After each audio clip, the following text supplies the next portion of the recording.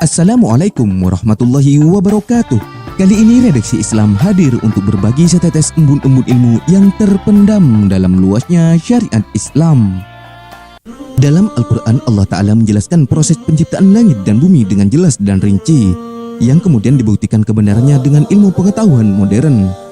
Al-Quranlah di samping juga sunnah, satu-satunya sumber otentik yang dapat dipercaya. Adapun teori-teori yang dicetuskan oleh ilmuwan-ilmuwan barat, maka semuanya akan dikembalikan kepada Al-Quran. Jika sesuai maka diambil, namun jika berbeda maka Al-Quranlah lebih didahulukan. Allah menciptakan langit dan bumi selama 6 hari, dimulai dari hari Ahad dan berakhir di hari Jumat. Dengan alasan inilah hari Jumat menjadi hari raya bagi umat Islam. Di hari itu Allah Ta'ala selesai menciptakan langit dan bumi. Allah Ta'ala berfirman, Allah lah yang menciptakan langit dan bumi dan apa yang ada di antara keduanya dalam 6 hari.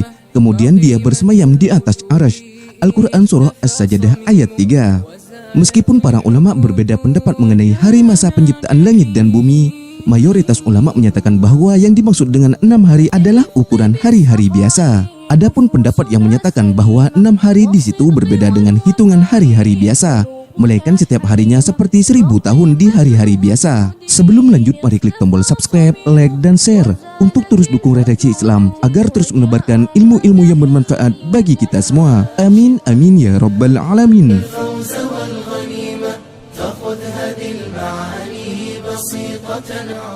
Penciptaan bumi didahulukan sebelum penciptaan langit, sebagaimana ditujukan firman Allah, Dialah Allah yang menciptakan segala yang ada di bumi untuk kamu, kemudian Dia naik ke atas dan menjadikan 7 langit, dan Dia maha mengetahui segala sesuatu. Surah Al-Baqarah ayat 29. Karena ibarat sebuah bangunan, pondasi atau asas dibuat terlebih dahulu sebelum atap, maka bumi adalah asas atau pondasi dan langit adalah atapnya. Allah Ta'ala berfirman, Allah lah yang menjadikan bumi bagi kamu tempat menetap dan langit sebagai atap. Al-Quran Surah Ghafir ayat 64.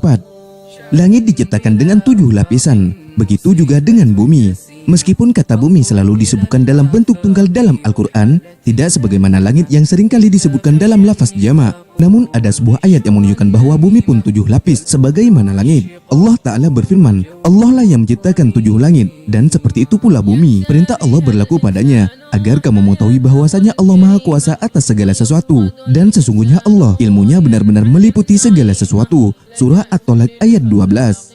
Dan dikuatkan dengan sabda Rasulullah SAW, barang siapa yang berbuat kezaliman menjerobot tanah orang lain meski hanya sejengkal tanah, maka Allah akan menimbunnya dengan 7 lapis bumi.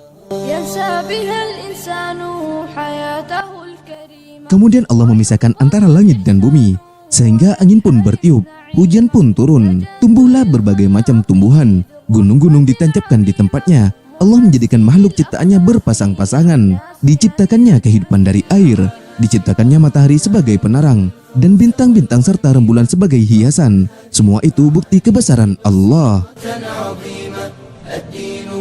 Jarak antara langit dan bumi. Jarak antara langit dan bumi ada 500 tahun perjalanan. Begitu juga antara satu lapisan dengan lapisan selanjutnya.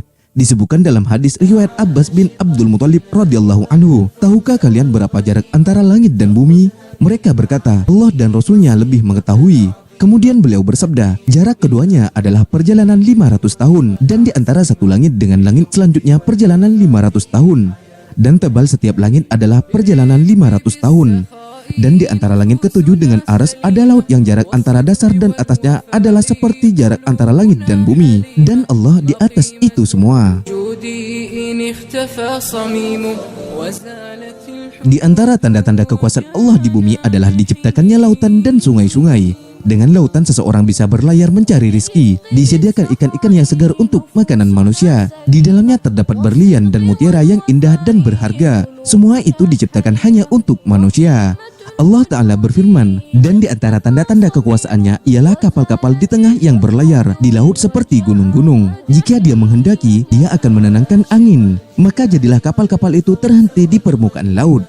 Sesungguhnya pada yang demikian itu terdapat tanda-tanda kekuasaannya bagi setiap orang yang banyak bersabar dan banyak bersyukur. Al-Quran Surah Asy-Syura ayat 32-33. Tidakkah kamu memperhatikan bahwa sesungguhnya kapal itu berlayar di laut dengan nikmat Allah? supaya diperhatikannya kepadamu sebagian dari tanda-tanda kekuasaannya. Sesungguhnya pada yang demikian itu benar-benar terdapat tanda-tanda bagi semua orang yang sangat bersabar, lagi banyak bersyukur. Al-Quran Surah Luqman ayat 31. Dan dialah Allah yang menundukkan lautan untukmu, agar kamu dapat memakan daripadanya daging-daging yang segar, yaitu ikan. Dan kamu mengeluarkan dari lautan itu perhiasan yang kamu pakai, dan kamu melihat bahtera berlayar padanya, dan supaya kamu mencari keuntungan dari karunia-Nya, dan supaya kamu bersyukur. Al-Quran Surah An-Nahl ayat 14. Lautan dan sungai-sungai adalah dua ciptaan yang menjadikan bumi semakin indah. Tidak heran ketika Allah menyebutkan surga selalu dikaitkan dengan sungai-sungai yang mengalir di bawahnya. Karena memang tanpa sungai kehidupan akan terasa gersang. Dan semoga kita termasuk orang-orang yang bersyukur dengan ciptaan-ciptaan Allah. Sampai di sini dulu pertemuan kita kali ini. Semoga video ini bisa menambah ilmu pengetahuan dan referensi bagi kehidupan kita sehari-hari. Amin amin ya rabbal alamin. Assalamualaikum warahmatullahi wabarakatuh.